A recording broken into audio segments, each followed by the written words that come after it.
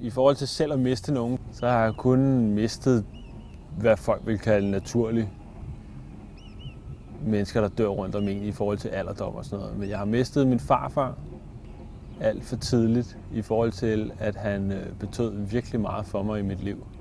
Og var ligesom den, der altid som det eneste menneske forholdt sig virkelig alvorligt til, at det jeg laver, det er også reelt at arbejde og noget værd.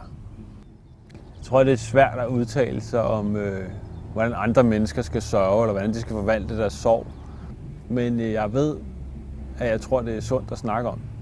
Den primære grund til, at man tit ikke snakker om død, det er fordi, man er virkelig, virkelig bange for, at folk bryder grædende sammen foran en.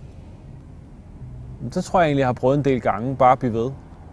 Og ligesom bare give dem lov til at græde. Og så tror jeg også, at humor i en samtale kan måske udløse nogle minder eller nogle refleksioner, som man ikke ville have gået ind i, hvis man kun fordyber sig i sorgen. Jeg tror, det er rigtig vigtigt at fordybe sig i sorgen. Og der kan humor sagtens være til stede.